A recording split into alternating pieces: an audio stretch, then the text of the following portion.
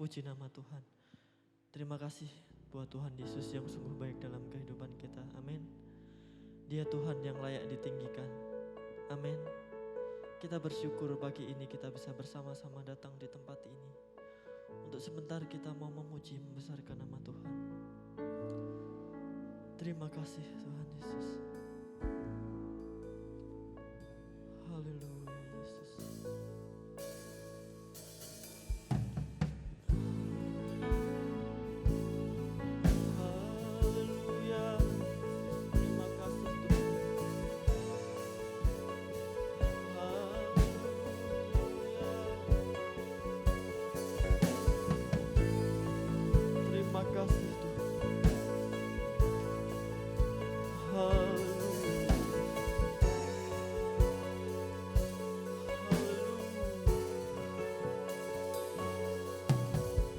Pandang kemuliaan-Mu, Imam besar maha agung. Kaulah pemilik hidupku, Yesus Kristus Tuhan. Benar Yesus, sujud di depan di depan tahta-Mu, taklukkan seluruh hidupku dalam tangan-Mu penuh, Yesus Kristus Tuhan. Tiada satu pun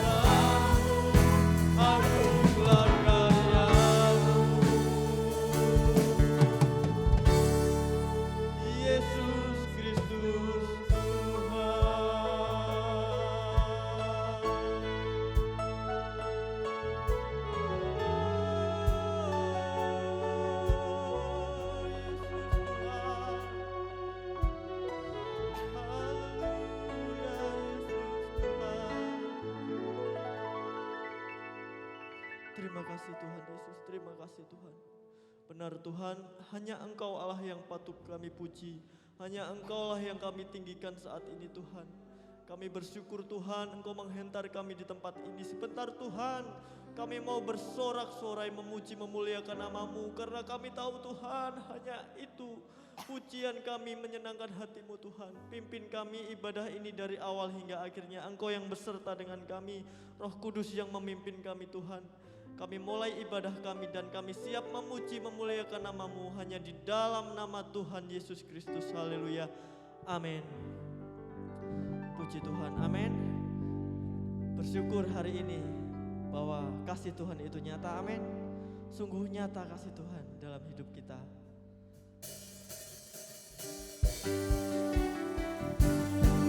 Haleluya.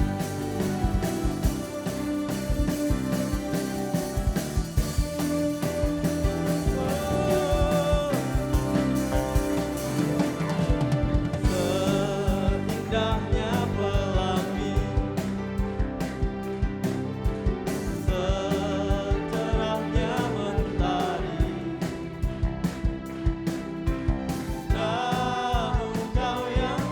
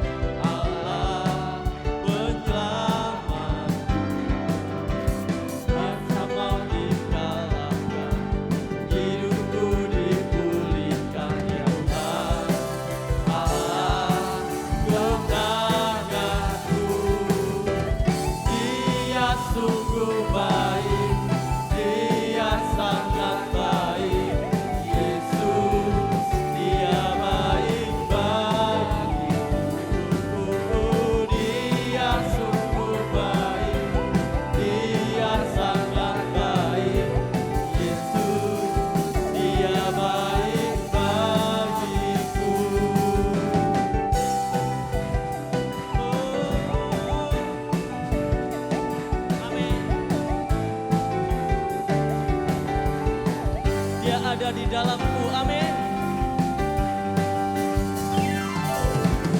Dia ada di dalamku, bergerak di hidupku, dia Tuhan Allah kekuatanku.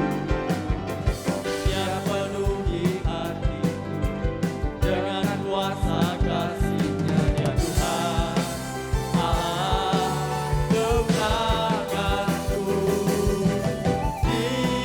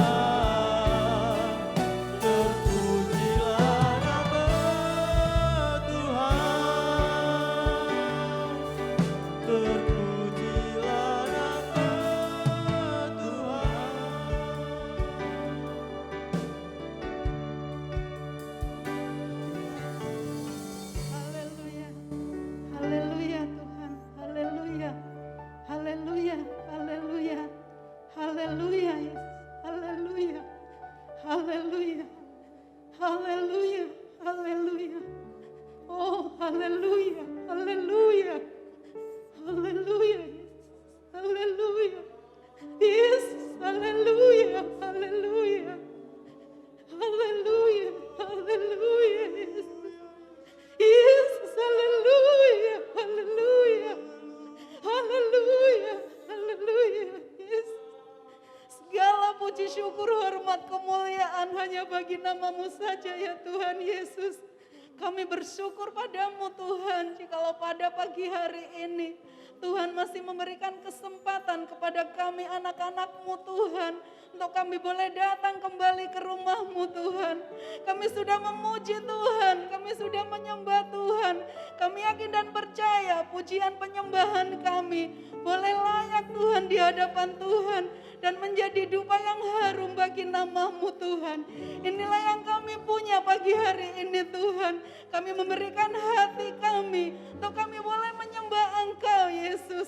Terima kasih Bapa, ini bukti kasih kami kepadamu Tuhan. Terima kasih Bapa, terima kasih. Jika sebentar Tuhan kami akan mendengarkan kebenaran firman-Mu. Urapi hamba-Mu yang akan menyampaikannya Tuhan. Apapun itu yang akan disampaikannya Tuhan, semuanya berasal dari Tuhan. Dan terlebih Bapa akan membangun iman kami kepada Tuhan. Kami boleh hidup lagi seturut akan kehendak-Mu Tuhan. Terima kasih Bapa, beri kepada kami hati yang penuh sukacita, hati yang lemah lembut Tuhan, sehingga setiap firman yang disampaikan boleh menjadi rema dalam kehidupan kami, dan mampukan kami Tuhan, untuk kami boleh menjadi pelaku-pelaku akan kebenaran firman-Mu Tuhan. Terima kasih Bapa, kami sambut berkat firman-Mu hanya di dalam nama Tuhan Yesus Kristus, Tuhan yang menjadi juru selamat dalam kehidupan kami. Haleluya, amin. Amin. Silakan duduk. Tuhan Yesus baik. Amin. Gereja kita tidak mengenal perbedaan suku dan lain sebagainya. Tetapi tidak salah kalau saya mau sampaikan kongsi facai. Kyong Hee. Tuhan Yesus memberkati kita. Amin. Ya, siapa masih ingat khotbah seri ini terambil dari kitab apa? Ingat, sudah 5 Kolose pasal 2 ayat 6 dan ayat 7. Dan pagi ini saya memberi judul firman Tuhan, bertambah teguh dalam iman. Puji Tuhan.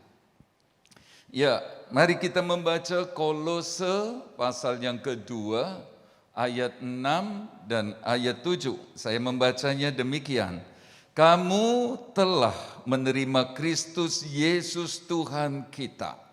Karena itu hendaklah hidupmu tetap di dalam Dia.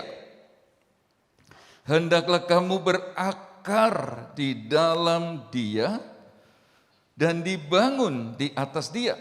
Hendaklah kamu bertambah teguh dalam iman yang telah diajarkan kepadamu, dan hendaklah hatimu melimpah dengan syukur.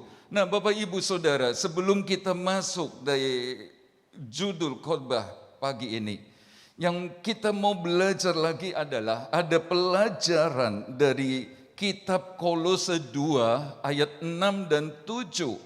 Apakah itu? Yang pertama, setelah Bapak, Ibu, Saudara, dan saya diselamatkan oleh korban Yesus di kayu salib, tidak pernah saya bosan untuk mengatakan bahwa Dia yang tidak mengenal dosa dijadikan dosa karena kita, supaya kita dibenarkan di hadapan Allah di dalam Dia. Jadi Bapak Ibu Saudara yang Tuhan kasih, kita yang telah diselamatkan oleh korban Yesus yang mati di salib itu, bukan berarti kita sudah selesai. Bukan.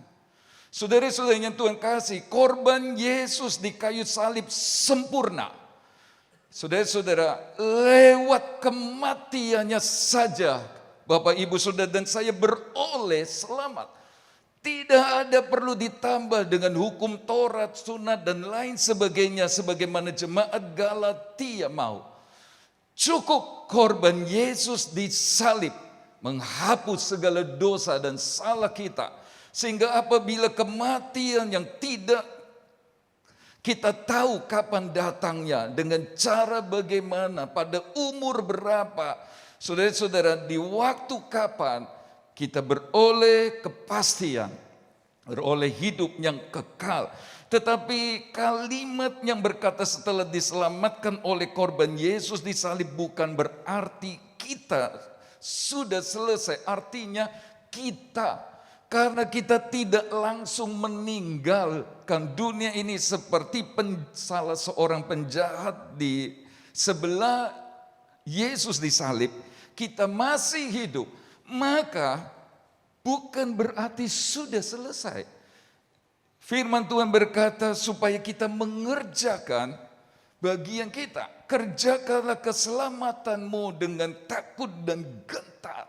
Jadi kita mesti kerjakan, saudara-saudara, keselamatan kita perlu jaga, kita perlu pertahankan. Itu berarti ada kewajiban, ada tanggung jawab yang harus kita kerjakan.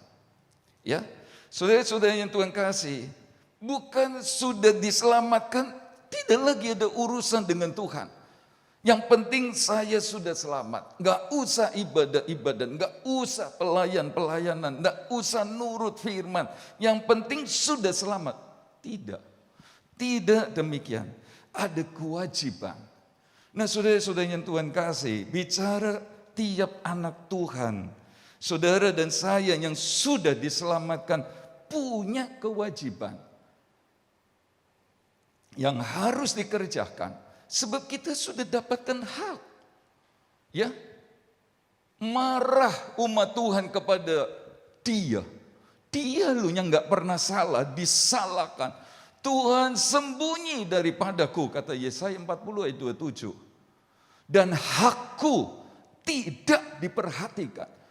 Umat Tuhan tuntut hak, tetapi tidak pernah perhatikan kewajibannya. Saudara-saudara, ini tidak mungkin. Itulah sebabnya saya ingin kita jemaat GPD Jajak memiliki pengertian firman Tuhan yang seimbang. Jangan hanya tuntut Tuhan, pelihara saya, berkati saya. Bukankah saya anak-anakmu? Bukankah saya biji matamu? Tolong Tuhan, lakukan kewajibanmu terhadap aku. Sebab itu hakku. Tapi kita tidak pernah peduli dengan kewajiban kita sebagai pelayan Tuhankah, sebagai gembala, sebagai jemaat, sebagai anggota sebuah gereja lokal. Saudara-saudara, sebagai kekasih Tuhan, kita punya kewajiban yang harus dikerjakan. Saudara-saudara, dalam hidup bernegara, bermasyarakat, ada tanggung jawab, ada kewajiban yang harus kita kerjakan. Tapi selain itu, kita pun dapatkan hak. Dalam segala hal, mesti ada kewajiban, ada hak. Demikian Bapak Ibu Saudara belajar dari Kolose 2 ayat 6 dan 7. Bukan berarti sudah selesai. Bukan. Jadi mari kita mau pikirkan hakku. Kalau dalam keluarga sebagai anak, kita dapatkan semua. Kewajibannya apa terhadap orang tua? Demikian juga sebagai jemaat. Saya sebagai gembala, kewajiban saya apa? Saudara-saudara, terhadap dia dan lain sebagainya. Jadi Bapak Ibu Saudara, kalau tidak, bolak-balik kita dengar Matius 7 ayat 21 sampai 23 berkata, bukan orang yang berseru-seru Tuhan, Tuhan akan masuk ke dalam kerajaan surga. Cuma dia yang melakukan kehendak Bapakku di surga. Jadi kita punya tanggung jawab setelah diselamatkan. Bapak Ibu Saudara pagi ini beribadah karena ini tanggung jawab rohani kita untuk mengerjakan keselamatan dengan beribadah setia seperti pagi ini. Amin. Hebat. Bapak Ibu Saudara yang Tuhan kasih, pelajaran lain dari Kolose 2 ayat 6 dan ayat 7 adalah menjadi Kristen yang seimbang. Bapak Ibu Saudara, bukan cuma Dia di dalamku, lahir dan besar, lakukan perkara besar juga. Tetapi kita harus di dalam Dia. Bukan cuma, saudara-saudara, Dia sediakan tanah. Dia bukan menjadikan dirinya, mengumpamakan dirinya seperti batu. Pada saat Dia berkata, jadilah pohon terbantin tanaman Tuhan. Nanti berakarnya kayak apa? Enggak dalam. Tapi saudara-saudara, Dia jadikan dirinya seperti tanah. Dan kita akar harus masuk ke dalam. Itulah Kristen seimbang. Dia tidak jadi batu, kita tanah. Kita tanamannya. Dia jadikan dirinya seperti tanah dan kita tanaman. Dia mau kita berakar dan itu untung untuk kita. Gak mudah roboh. Saudara-saudara, Dialah pondasi dan kitalah bangunannya. Seimbang. Kalau mau semakin indah, tambah tinggi, saudara-saudara, maka seimbang. Saudara dan saya harus dibangun di dalam Dia, lebih dalam pondasi itu. Selalu. Jadi Kolose 2 ayat 6 dan ayat 7 memberi pelajaran menjadi Kristen yang seimbang. Nah, pagi ini Bapak Ibu Saudara, kita mau melanjut di Kolose 2 ayat 6 dan 7 kita baca kembali. Kamu telah menerima Kristus Yesus Tuhan kita. Karena itu hendaklah hidupmu tetap di dalam Dia. Hendaklah kamu berakar di dalam Dia dan dibangun di atas Dia. Hendaklah kamu bertambah teguh dalam iman yang telah diajarkan kepadamu. Nah, Bapak Ibu Saudara, saya percaya penulis kitab ini oleh ilham Roh mengajak jemaat supaya mereka teguh. Sebenarnya tinggal di dalam Dia, di dalam kita cukup kuat. Saudara-saudara, lalu berakar di dalam Dia, Yesus. Jadikan kita kuat, jadikan kita teguh. Dibangun di atas pondasi yang namanya Yesus. Itu juga akan menjadikan kekristenan kita juga teguh. Tapi kenapa Paulus harus sampaikan ulang sebagai ringkasan dari ayat sebelumnya? Hendaklah kamu bertambah teguh dalam iman yang telah diajarkan kepadamu. Mengapa? Mengapa Tuhan menghendaki iman kita bertambah teguh? Sebab iman bisa kandas. Itulah sebabnya dalam surat Yohanes yang kedua, ayat yang keempat, di sana ditulis, aku sangat bersuka cita bahwa aku mendapati bahwa separuh dari anak-anakmu hidup dalam kebenaran sesuai dengan perintah yang telah kita terima dari Bapa. Saat saya membaca ayat ini kaget. Saudara-saudara, Yohanes bersuka cita. Bukan karena semua jemaat hidup dalam kebenaran. Harusnya kan bersuka cita kalau semua jemaat hidup dan kebenaran. Ini cuma separuh loh. Dari sini saya mau sampaikan. Pada saat dengar firman Tuhan, saudara pegang betul-betul. Lalu hidupi, jalani, lakukan. Dan sungguh-sungguh sama Tuhan. Sebab seperti Yohanes bukan mau cuci tangan waktu Tuhan minta pertanggungan jawab gembala. tapi sudah disampaikan firman itu. Kalau tinggal separuh, Yohanes berkata, saya sudah sampaikan. Tentang separuh yang lain, mereka tidak hidup dalam kebenaran. Ke gereja hari Minggu, hari Senin ngapusi. Ke gereja hari Minggu, hari Selasa lakukan perkara yang jahat. Tetapi Yohanes berkata, saya sudah sampaikan segenap kehendakmu kepada mereka. Saudara-saudara yang Tuhan kasih, dari banyak tinggal separuh. Bukankah itu berarti bahwa ada iman dari anak-anak Tuhan? Ada anak-anak Tuhan yang imannya kandas.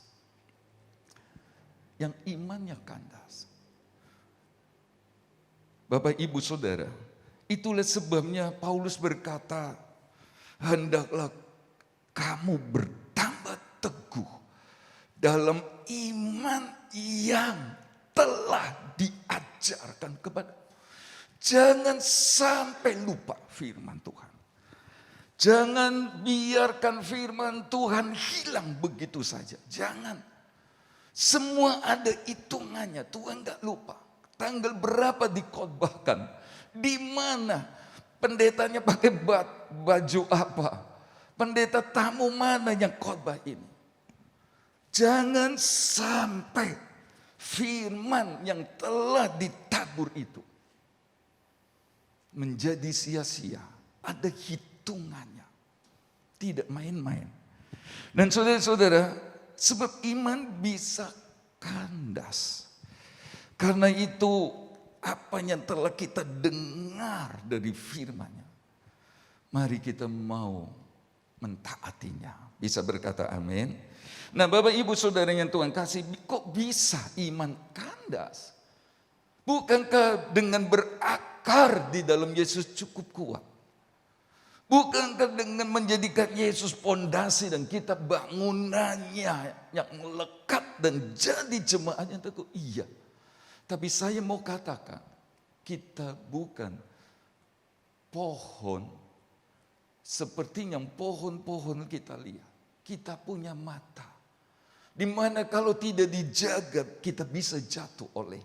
Kita punya telinga yang kita tidak jaga. Saudara-saudara, kita bisa terpengaruh dan melakukan berpikir yang jahat. Saudara-saudara, bukankah dengan menjadikan dia pondasi dan kita bangunan cukup kuat? Iya, tapi kita bangunan yang hidup, yang punya perasaan. Saudara-saudara, yang punya pikiran, yang punya pertimbangan, yang punya nalar, yang bisa digoyangkan oleh dunia dan iblis. Itulah sebabnya Bapak Ibu Saudara, Tuhan mau kita bertambah teguh dalam iman yang diajarkan. Sebab saat kenyataan berbeda dengan harapan, ini membahayakan bangunan kekristenan, pohon tarbantin tanaman Tuhan. Bahaya. Kenapa saya berkata bahaya? Sebab apa yang terjadi tidak seperti yang diharapkan, membuat banyak orang Kristen kecewa dan imannya kandas. Sekali lagi, kita bukan bangunan yang mati, tapi kita bangunan yang hidup, yang punya perasaan, punya pikiran, punya keinginan, dan kalau tidak dijaga, ini membahaya. Kita bukan pohon biasa, pohon, tetapi saudara-saudara, pohon yang punya kaki, punya tangan, punya mata.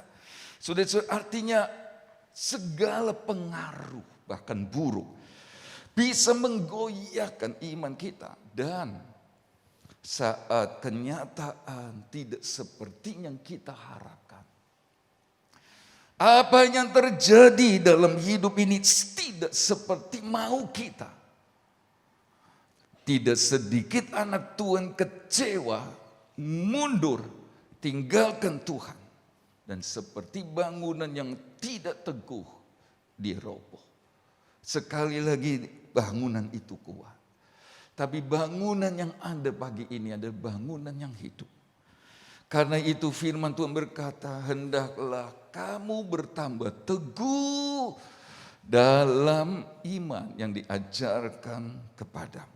Saya memberi bayangan, bandingan dengan jemaat Tuhan yang ada di Galatia.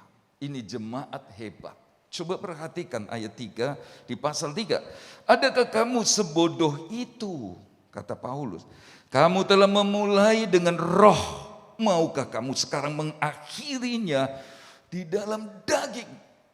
Saudara-saudara, jemaat ini bukan jemaat yang biasa pada mula. Ini jemaat adalah jemaat yang mulai dengan roh. Penuh Roh Kudus. Saudara-saudara, berkata-kata dalam bahasa roh. Karunia-karunia roh Allah ada pada mereka. Mereka menyala-nyala di dalam Tuhan. Tetapi Paulus tegur, adakah engkau sebodoh itu? Kamu mulai dengan roh, tapi mengakhirinya dalam daging. Jemaat yang penuh dengan roh pada mulanya, imannya tidak teguh. Saudara-saudara, dan jangan sampai di antara kita seperti ini. Mulai dengan roh, mengakhirnya dalam daging. Jangan. Bukankah itu berarti pentingnya Kolose 2 ayat 6 dan ayat 7 selalu jadi perenungan setelah saya diselamatkan. Saya harus jaga kondisi rohani saya.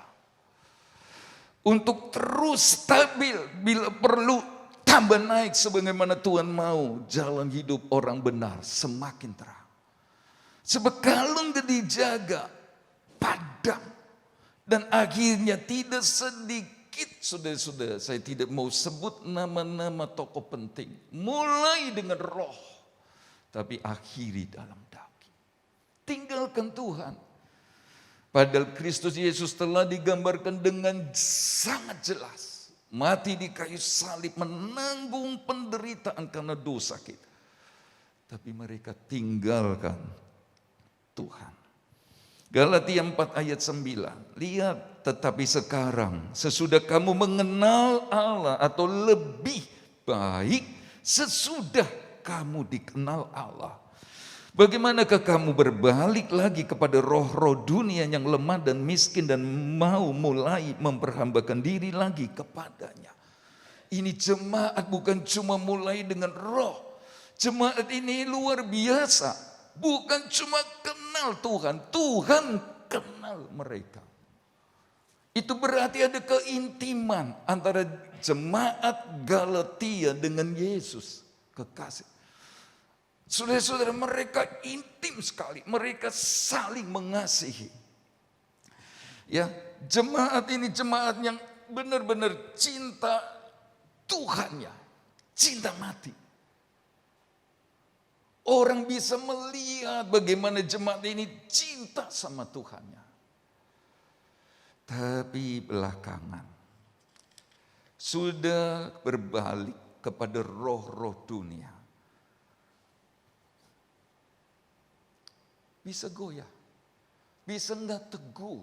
Karena itu firman Tuhan ingatkan, bertambah teguhlah dalam iman yang diajak. Mari lihat siapa jemaat Galatia ini. Galatia 4 ayat 15, betapa bahagianya kamu pada waktu itu dan sekarang. Di manakah bahagiamu itu? Karena aku dapat bersaksi tentang kamu, bahwa jika mungkin kamu telah mencungkil matamu dan memberikannya kepadaku. Saudara-saudara, jemaat Galatia bukan cuma cinta Tuhan, tapi jemaat ini cinta Paulus, cinta hamba Tuhan. Sampai-sampai Paulus bersaksi, kalau boleh mata jemaat dicungkil, dikasih Paulus. Apalagi cuma yang lain. Saya bersyukur untuk jemaat yang Tuhan percayakan ini. Memang tidak cungkil mata, tapi memperhatikan kami gembala keluarga pastori, khususnya Mami. Terima kasih. Terima kasih. Saudara, perhatian banget. Saya bersyukur itu. Beberapa jemaat lain mengenal jemaat ini sebagai jemaat yang menurut. Dan saya memuji Tuhan. Tapi mari kita mau belajar kembali bahwa iman bisa goyah, bisa tidak teguh. Seperti jemaat Galatia ini dulu bahagia banget saudara-saudara. Kalau dia bisa menyenangkan Paulus, kalau dia bisa menyenangkan hamba Tuhan, gembala dalam hal ini Paulus. Sampai-sampai saudara-saudara Paulus merasa kalau saya minta matanya dicungkil. Itu dulu. Sekarang tidak. Bukankah itu berarti bahwa iman seseorang kepada Kristus pun bisa tidak teguh? Karena itu Kolose berkata, hendaklah kamu bertambah teguh dalam iman. Bapak Ibu Saudara, mari lanjut dengan Galatia 4 ayat 16-nya. Apakah dengan mengatakan kebenaran kepadamu aku telah menjadi musuhmu? Saudara-saudara, dulu disuka datang sama Paulus. Ayo Paulus, saya pengen ngerti firman ini. Saudara-saudara, kalau zaman sekarang WA, ada anak-anak Tuhan suka WA tanya firman Tuhan. Kapan hari tanya tentang sesuatu dan saya coba jelaskan lewat WA. Saudara-saudara, jemaat ini senang dengan kebenaran. Jemaat ini jemaat yang cinta firman. Dia kepengen ngerti, dia pengen taat sama firman Tuhan.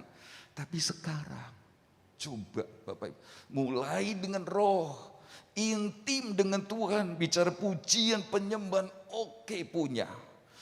Saudara-saudara, Tuhan kenal, bukan cuma mereka kenal Tuhan, tapi Tuhan kenal mereka. Sekarang kalau Paulus ngomong firman, malah dimusuh. Kayak jadi musuh. Kalau boleh teriak, dia seperti yang kisah para rasul, cukup.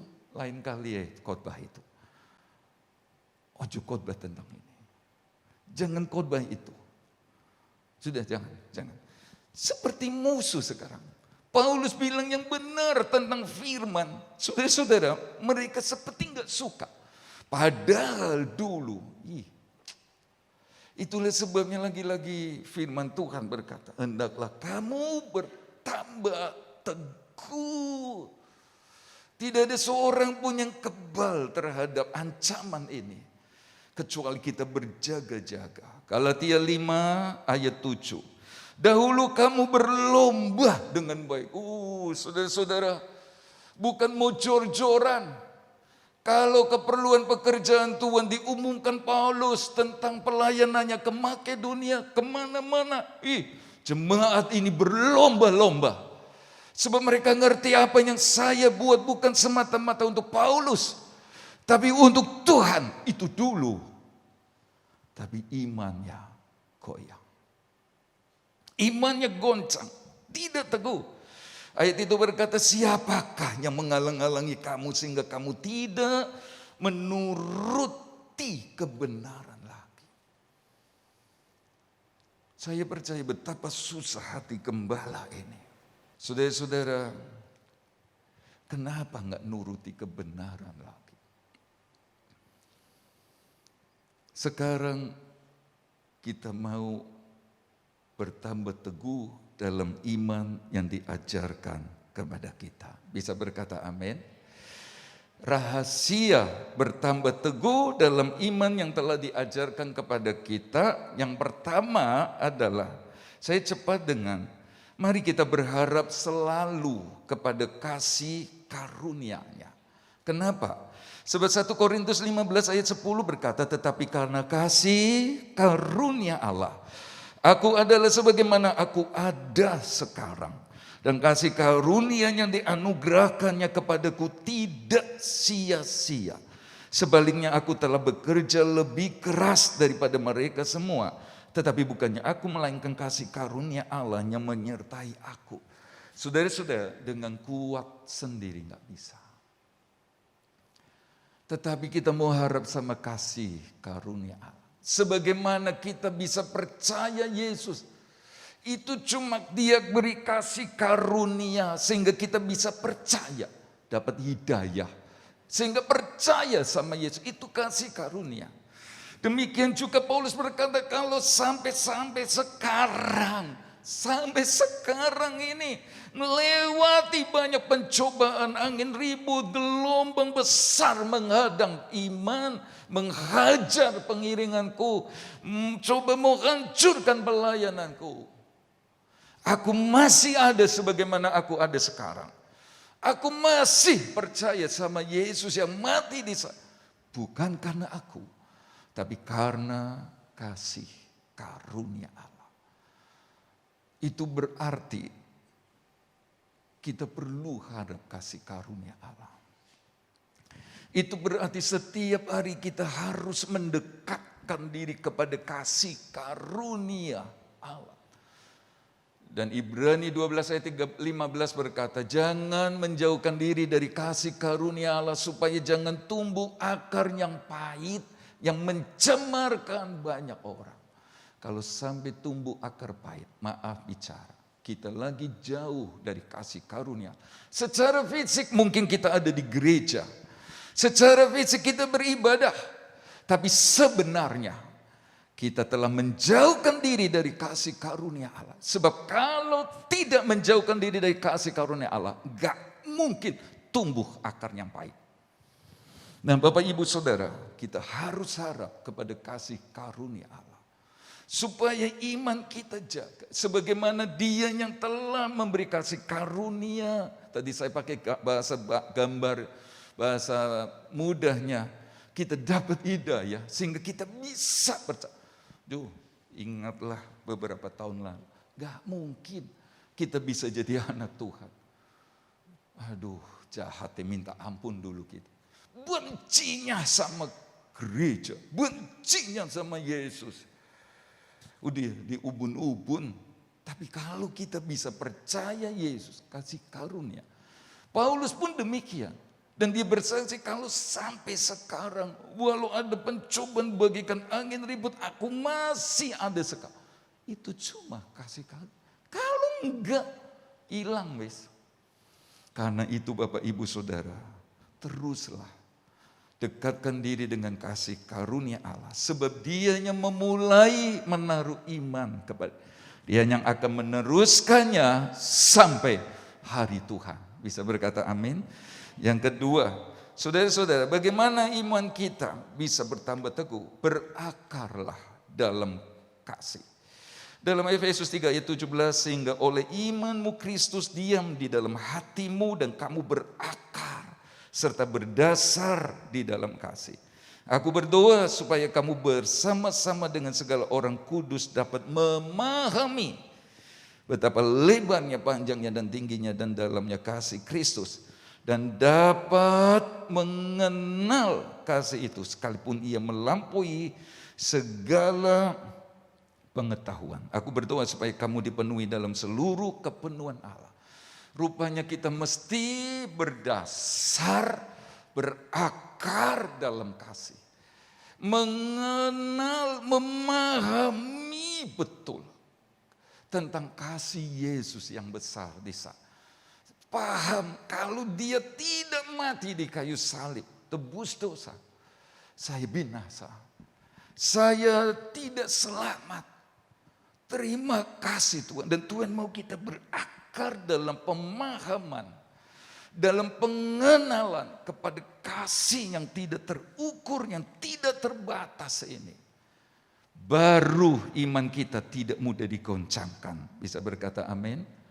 Kalau baca ayat ini selalu ingat saudara Taks yang pernah ciptakan lagu betapa panjang lebar kasih Tuhan.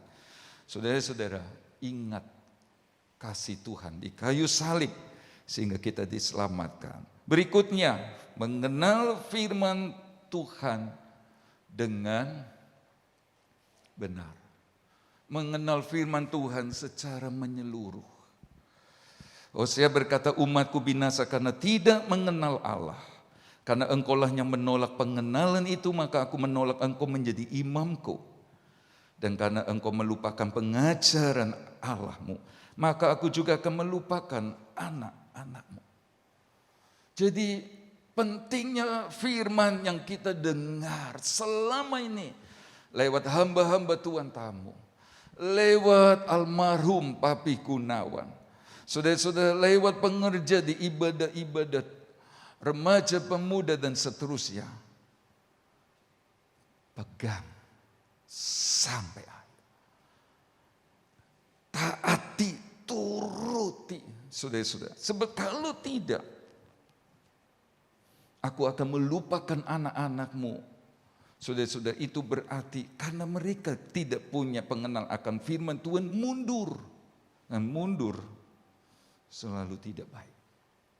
Ya, jadi Bapak Ibu Saudara, ini kuncinya. Kenapa saudara-saudara? Tadi saya berkatakan kita ini bangunan hidup.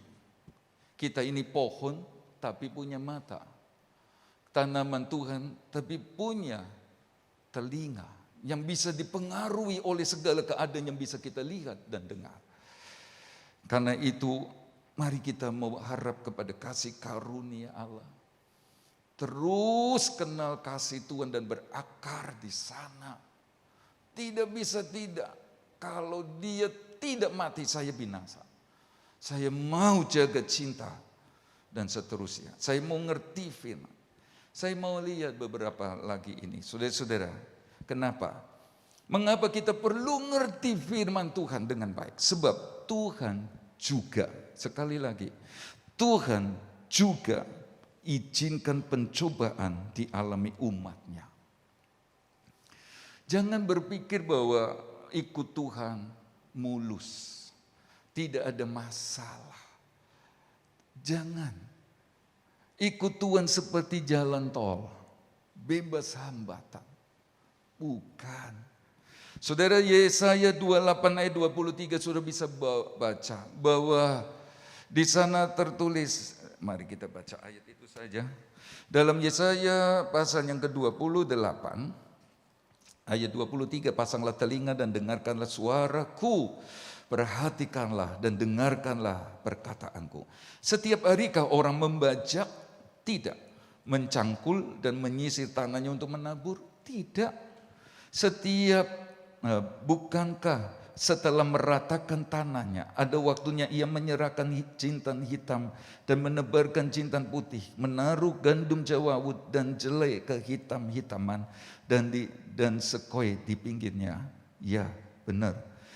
Mengenai ada kebiasaan ia telah diajari, diberi petunjuk oleh Allahnya. Sebab jintan hitam tidak diirik dengan eretan pengirik, bisa hancur. Dan roda gerobak tidak dipakai untuk menggiling jintan putih, bisa berkeping-keping remuknya. Tetapi jintan hitam diirik dengan memukul-mukulnya dengan galah, dan jintan putih dengan tongkat. Apakah orang waktu mengirik memukul gandum sampai hancur? Sungguh tidak. Orang tidak terus-menerus memukulnya sampai hancur. Dan sekalipun orang menjalankan di atas gandum itu jentera gerobak dengan kudanya, namun orang tidak akan menggilingnya sampai hancur. Dan ini pun datangnya dari Tuhan semesta alam. Ia ajaib dalam keputusan dan agung dalam kebijaksanaan. Itu berarti pencobaan ada waktunya. Pencobaan tidak melebihi kekuatan kita, tetapi ada. Bukan berarti enggak ada. Dan kalau Bapak Ibu Saudara dan saya tidak memiliki pengetahuan yang lengkap, ikut Tuhan senang terus, tidak ada pencobaan, ini yang saya katakan bisa bahaya, bisa mundur, imannya jadi enggak teguh. Bapak Ibu Saudara, jadi ada pencobaan untuk mendewasakan rohani kita. Tuhan juga izinkan aniaya menimpa orang yang beribadah. Itu 2 Timotius 3 ayat 12. Ada. Oh, kalau beribadah sama Tuhan aman.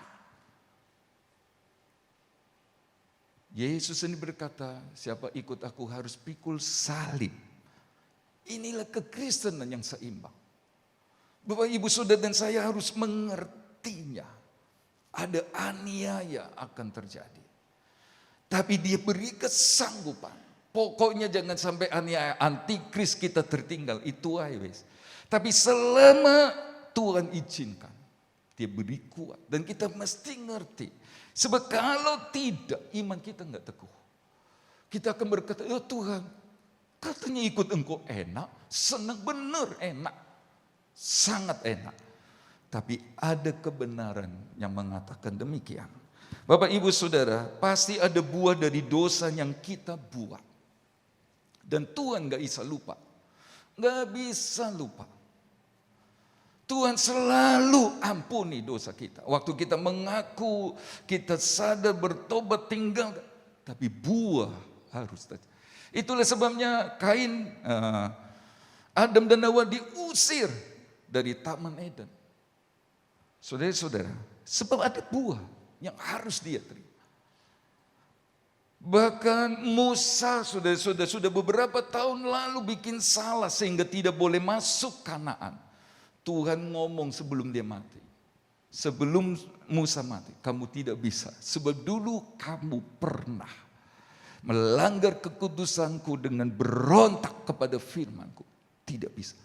Dia nggak bisa lupa salah kita. Bukan berarti dia nggak ngampuni, tapi buah harus. Karena itu Bapak Ibu Saudara, ngerti ini justru kita akan berhati-hati. Ojo nabur yang jahat, ojo nabur yang jelek, jangan nabur kejahatan, sebab kita akan tuai. Buahnya mau nggak mau kita akan petik. Orang-orang yang menyalibkan Yesus mereka berkata, biar darahnya ditimpakan kepadaku dan anak cucuku. Setelah itu tidak terjadi apa-apa. Tapi nanti di tahun 70 Masehi, Jenderal Titus Tuhan kirim hancurkan Yerusalem dan banjir darah.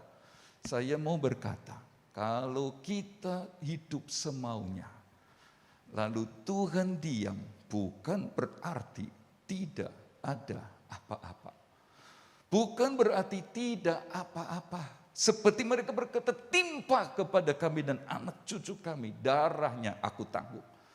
Tapi tahun 70 terjadi sesuatu yang sangat mengerikan. Bukan nggak apa-apa loh, tapi dia sedang menunggu. Ngerti ini Bapak Ibu Saudara dan saya, hati-hati. Oh salahku ternyata. Karena saya tabur yang jahat, kapan hari saya tuaiin. Ya buahnya mesti saya terima. Sebab kalau tidak ngerti ini, pasti iman kita tidak teguh. Beberapa lagi sedikit saudara-saudara, Tuhan juga akan bergirang berbuat yang buruk kepada kita.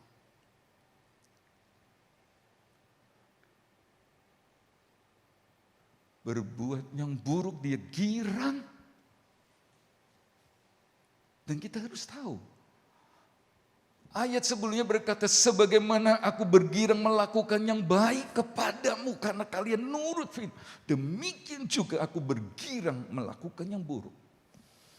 Bukan dia Allah yang balas dendam, bukan. Tapi itu sudah jadi patronnya. Untuk menjaga kita punya iman selalu teguh, hati-hati. Jadi jangan salahkan Tuhan waktu yang buruk terjadi. Bahkan sekarang ngerti Tuhan senang ya kalau aku susah. Tidak. Dia sangat senang memberkati, menolong kita. Tapi milikilah pengetahuan yang lengkap. Kalau saya aneh-aneh, yang buruk bisa terjadi. Hidupku mengenapi firman-Mu yang positif. Tapi yang negatif bisa saja terjadi. Itu kitab-kitab, raja-raja dan lain sebagainya. Kalau kita nggak ngerti ini, kita pasti goyah. Tapi ngerti, kita cuma berkata, iya Tuhan. Saya mau bertobat. Saya mau menurut firman. Supaya jangan yang buruk terjadi. Bisa berkata amin? Lanjut, tidak semua umat Tuhan dapat mengerti maksud Tuhan. Itu Ulangan 29 ayat 4. Aku tidak memberi kamu akal budi untuk bisa mengerti. Sekalipun ada mujizat, sekalipun ada tanda heran, aku tidak membuat kamu bisa melihat padahal melihat mata. Mendengar tapi enggak ngerti. Ya. Itulah sebabnya Paulus berkata, aku berdoa 2 Timotius 2 itu. Tuhan beri kamu ngerti segala sesuatu. Itulah sebabnya hamba Tuhan belajar sabar. Belajar sabar bahwa tidak semua jemaat itu bisa ngerti kehendak Tuhan. Sekalipun diberkati, sekalipun melihat kuasa, melihat pertolongannya. Seperti Ulangan 29 ayat 4 kata. Enggak ngerti kalau itu dari Tuhan. Enggak ngerti kalau itu berkat Tuhan. Sehingga saya harus setia. Sehingga saya harus sungguh-sungguh. Sehingga saya harus lebih mengasihi dia. Enggak ngerti. Dan itu pendeta manapun diharapkan bersabar. Karena Tuhan enggak kasih ngerti. Paulus nanti berdoa. Kiranya Tuhan memberi pengertian kepadamu dalam segala.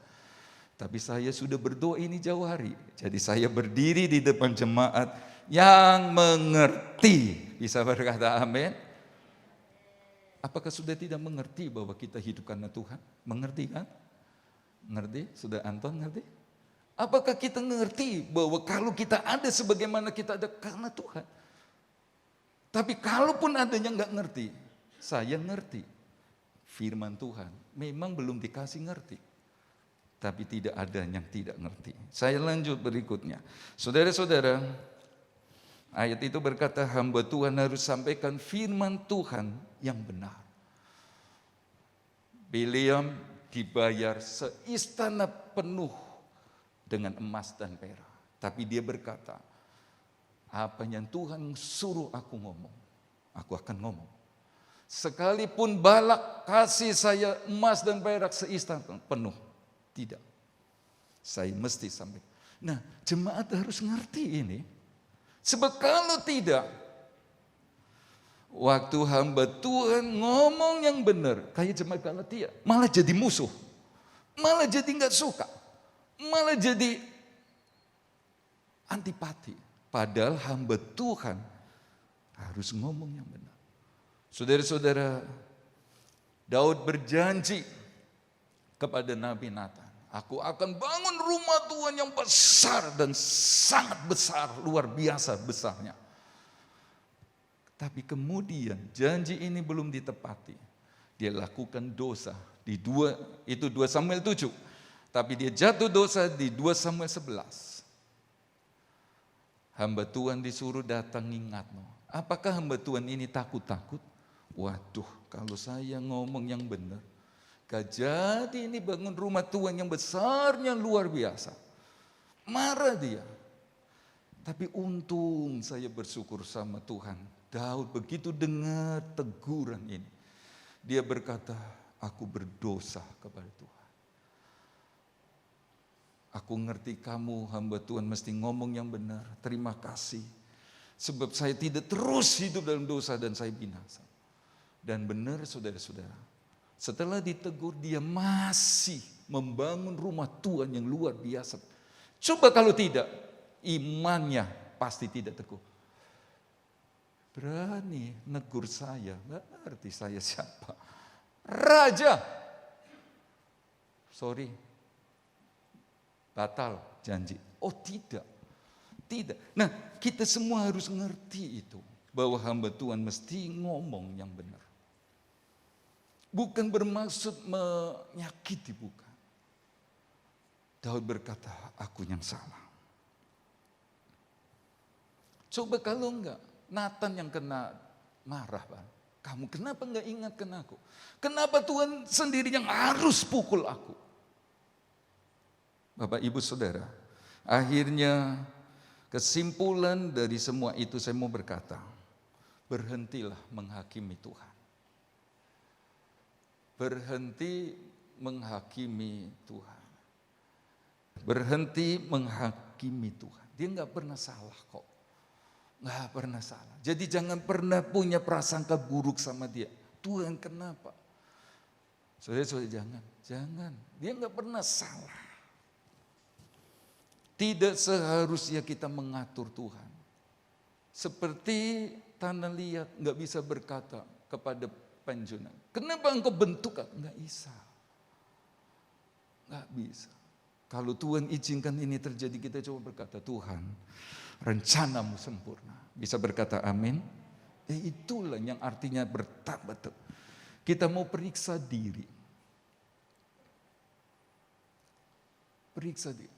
Saya yang salah. Itulah sebabnya kamu yang telah menerima Kristus Yesus Tuhan kita, hendaklah hidupmu tetap di dalam Dia.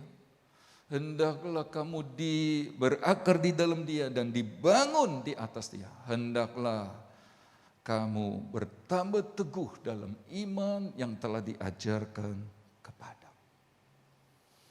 Saya percaya dengan mendengar firman Tuhan pagi ini, Roh Kudus tolong supaya kita menjadi jemaat yang imannya teguh sampai Tuhan datang kembali.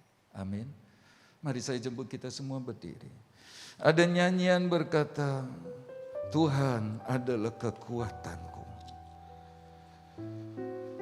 Percayalah waktu kita teguh dalam Dia, kita melihat kemuliaannya, kemuliaan yang akan datang.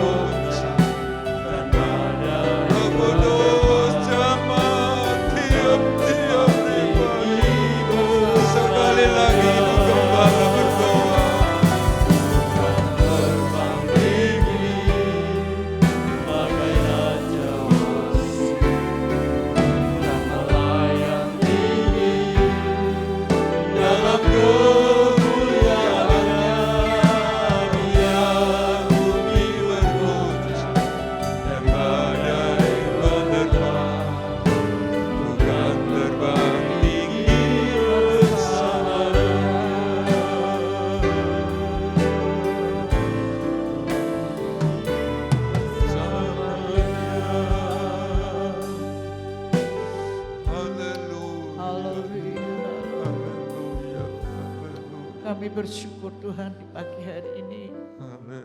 Kalau kami sudah mendengar firman-Mu Tuhan, sungguh kami perlu Engkau Tuhan. Engkau mengasihi kami ya Tuhan. Seberapa banyak yang ada pada pagi hari ini sidang jemaat Tuhan, yang datang dengan beban berat, yang datang dengan masalah, yang Tuhan sudah izinkan perkara-perkara yang sakit bagi kami ya Tuhan. Lewat firman-Mu boleh membangun hati kami, mengerti kehendak-Mu dalam kehidupan kami ya Tuhan. Tuhan, Engkau mau tolong kami, Engkau mau kuatkan kami. Apa yang kami sudah hadapi ya Tuhan hari-hari ini. Roh Kudus yang akan memampukan kami, menguatkan kami. Terlebih lewat firman-Mu pada pagi hari ini. Untuk membawa kami hidup di dalam kasih karunia-Mu ya Tuhan. Karena kasih karunia-Mu boleh membawa kami kuat di dalam Engkau. Amin. Di dalam kami tetap mengiring Engkau. Tetap hidup di dalam Dia. Oh Tuhan, Engkau tolong kami ya Tuhan. Supaya kami tetap di dalam Engkau. Mengasihi Engkau. Tetap di dalam kami mengiring Engkau. Walaupun banyak perkara-perkara yang tidak menyenangkan hati kami. Tetapi kami tetap di dalam Engkau. Tetap Tuhan di dalam kami mengasihi Engkau. Dan setia di dalam Engkau ya Tuhan. Terima kasih. Terima kasih Tuhan buat firman-Mu pada pagi hari ini. Roh Kudus yang akan mengerjakan firman-Mu sehingga kami boleh melakukan apa yang Kau mau dalam hidup kami ya Tuhan. Sesuai dengan Terima kehendak kasih. firman-Mu di dalam kehidupan kami.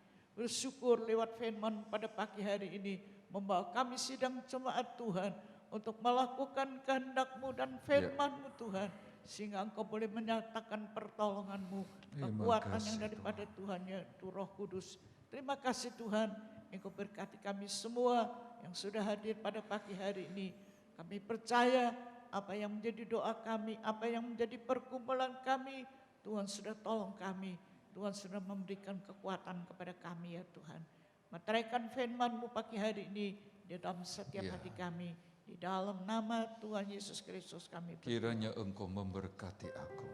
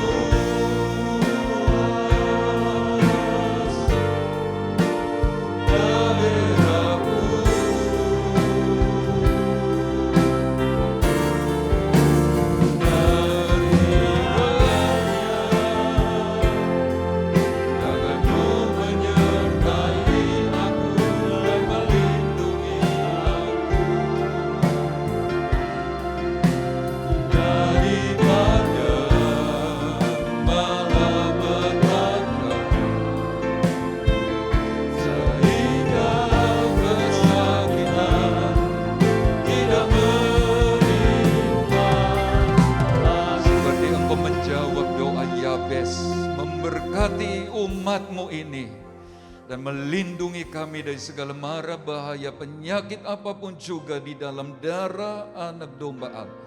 Kami semua aman dalam perlindungan-Mu. Diberkatilah tiap-tiap jemaat ini, diberkati oleh tangan yang maha besar. Terima kasih Tuhan, kiranya Engkau beserta kami pulang ke rumah masing-masing.